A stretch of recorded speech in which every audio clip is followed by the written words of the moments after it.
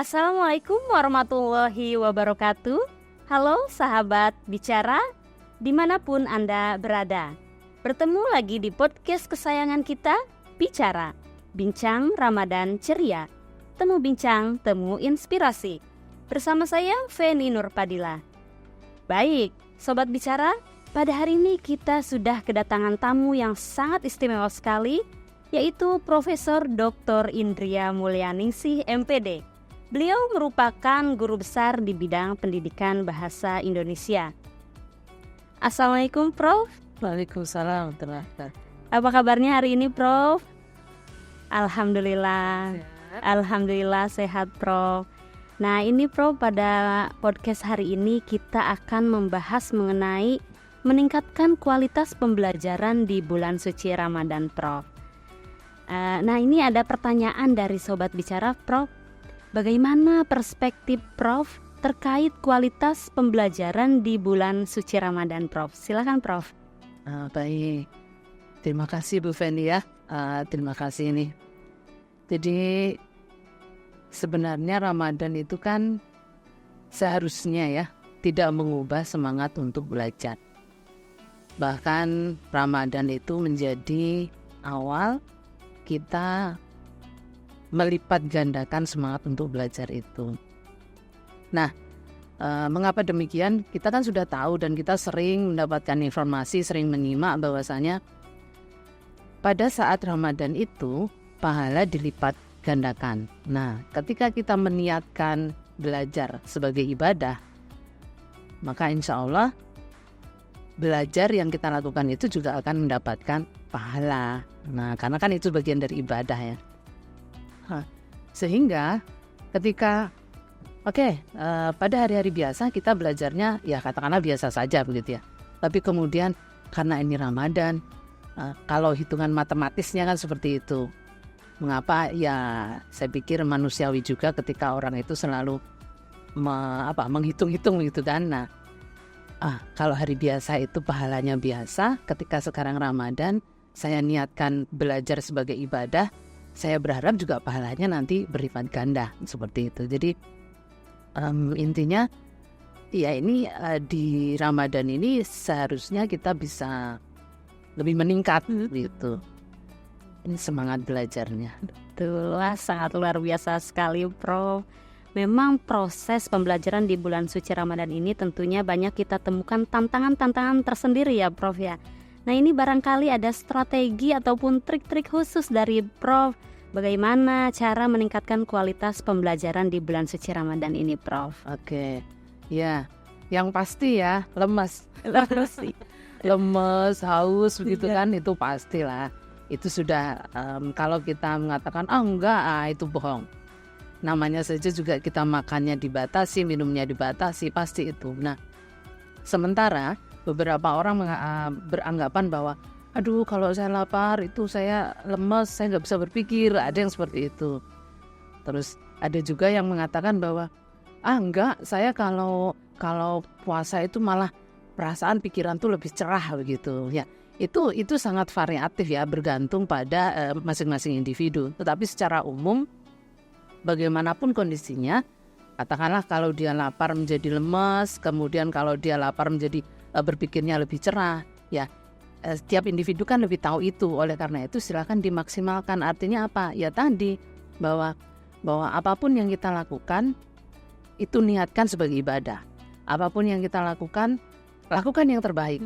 Karena kalau kita melakukan yang terbaik hari ini katakanlah ya, kita akan memanen ya. Kita akan memanen, akan mendapatkan hasilnya beberapa waktu kemudian. Jadi triknya apa ya?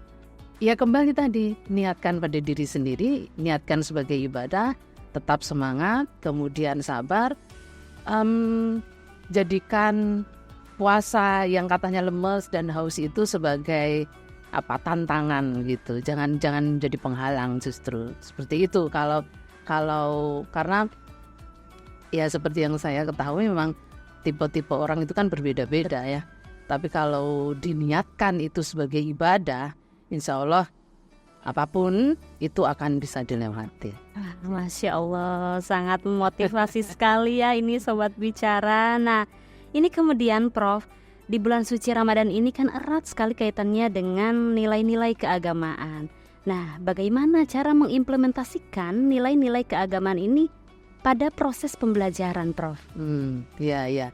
Memang kalau di sini di IAIN itu kan memang semua Muslim ya. Betul. Jadi tidak masalah ketika puasa, ketika Ramadan semua puasa.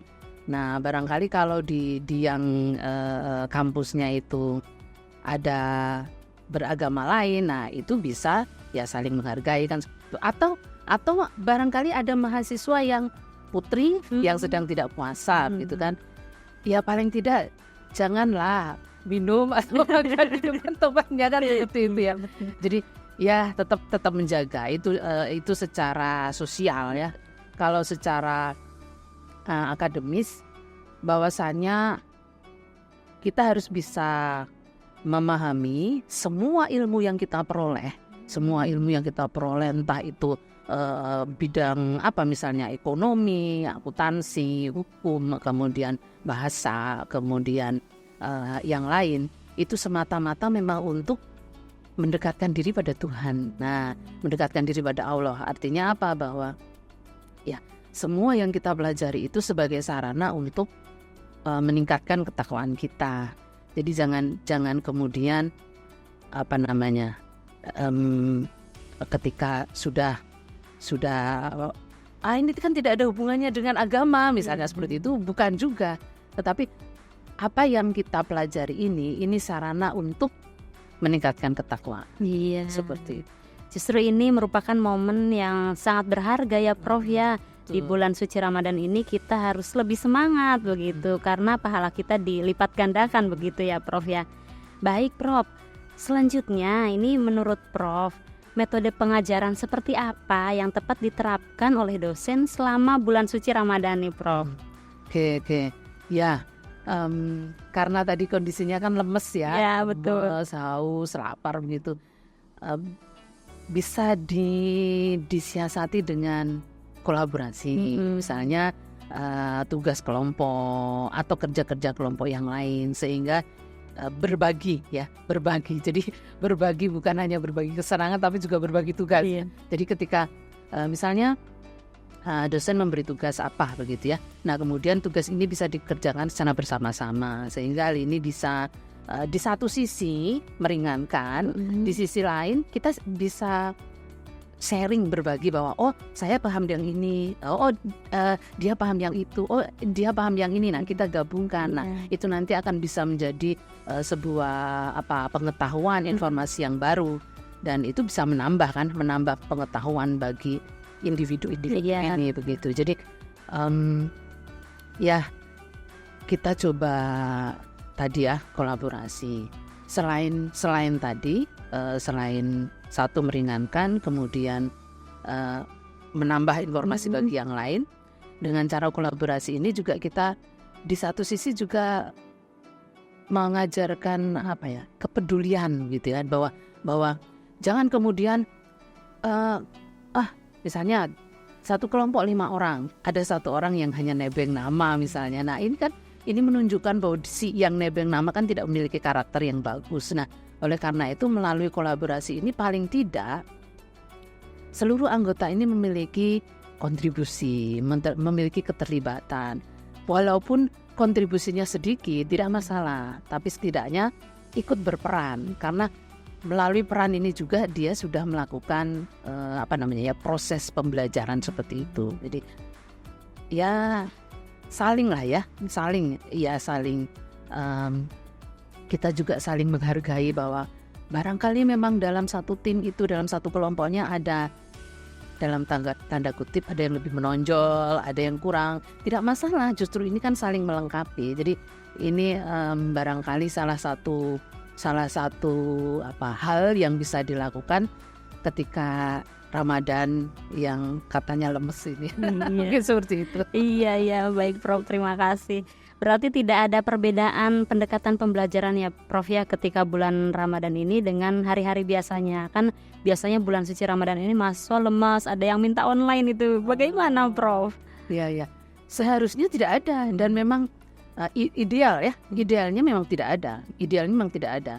karena justru Ramadan ini yang lemas tadi itu kan menjadi tantangan bagaimana caranya supaya dalam keadaan yang tidak kurang makan dan kurang minum, tetapi kita tetap bersemangat untuk belajar, kita tetap bisa menimba ilmu sebanyak-banyaknya.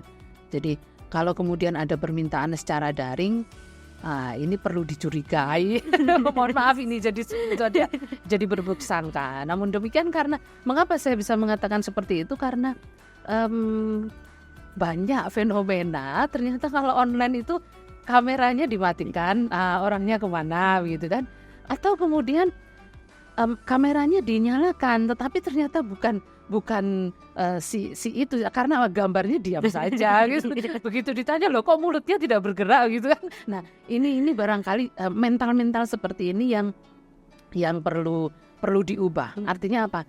Ketika hari biasa tidak ada ancaman semacam ya barangkali karena tadi ya, karena kalau Ramadan itu kebaikan dibalas berlipat-lipat, keburukan, nah kan juga begitu. Iya. Nah oleh karena itu ini kan masuk dalam kategori yang buruk kan, sehingga jangan sampailah seperti itu. Jadi ketika Ramadan, ayo kita ya dalam tanda kutip lurus begitu ya. Ayo kita lurus, kita mencoba untuk ideal, walaupun tidak ada manusia yang sempurna, tetapi setidaknya kita bisa berusaha untuk mendekati sempurna. Iya, luar biasa, sangat komprehensif sekali ini penjelasan dari Prof.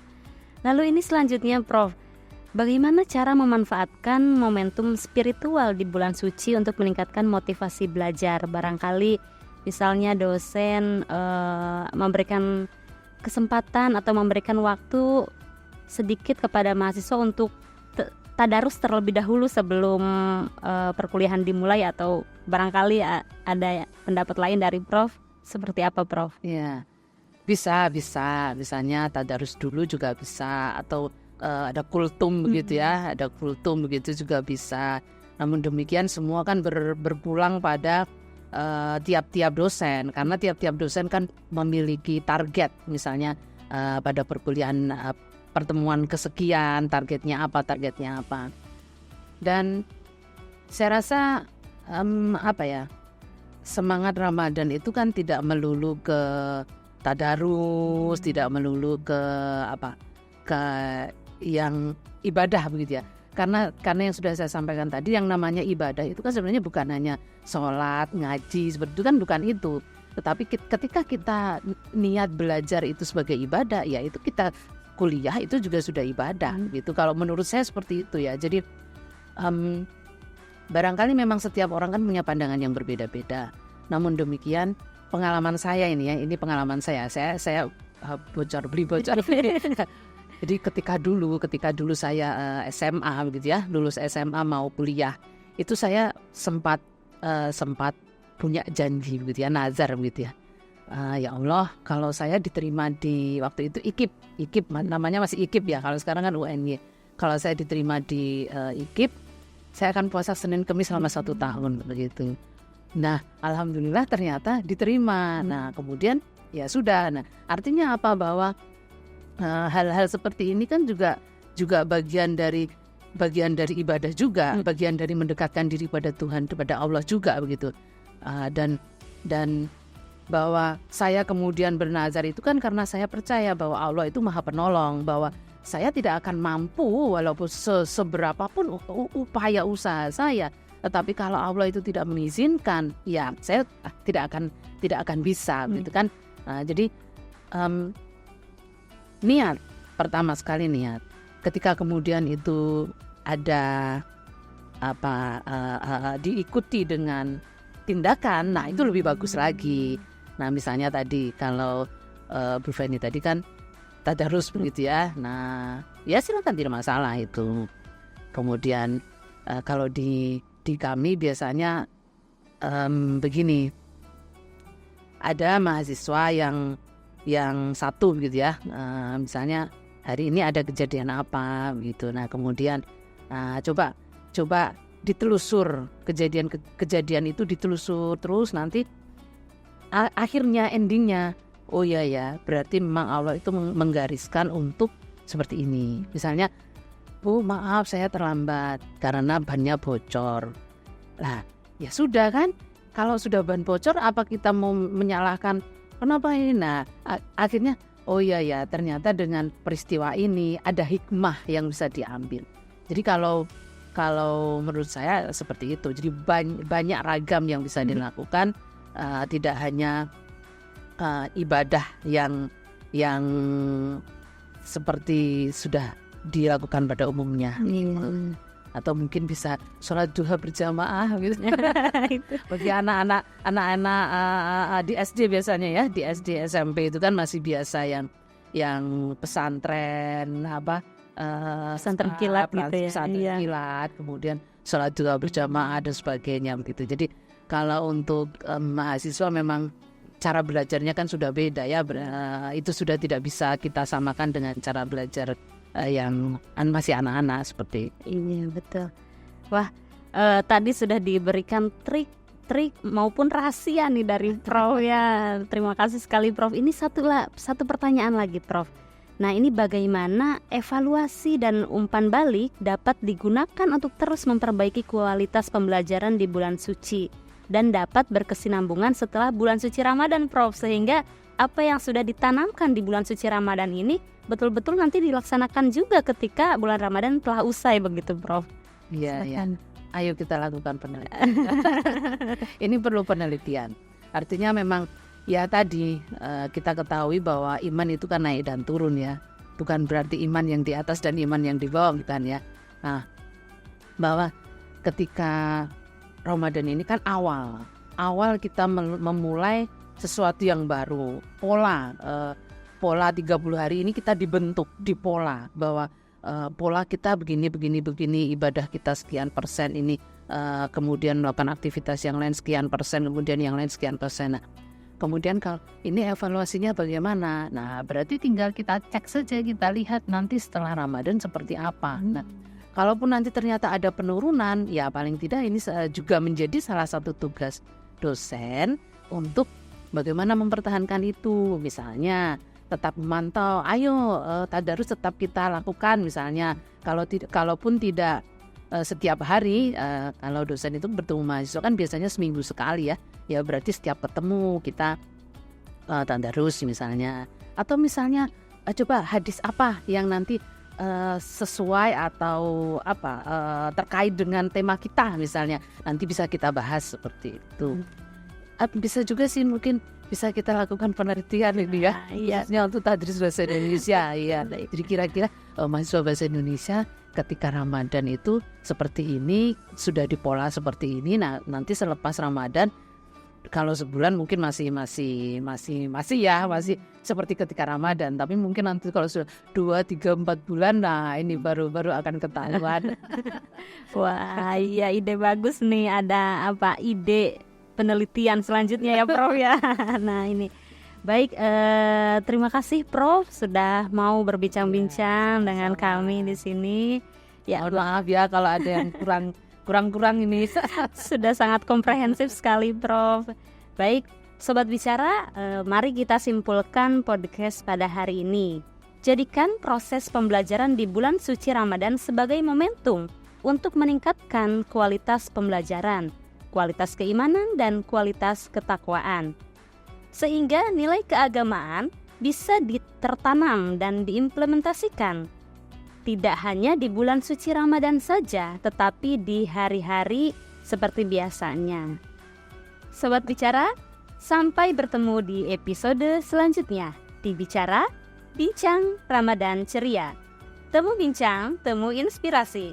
Wassalamualaikum warahmatullahi wabarakatuh.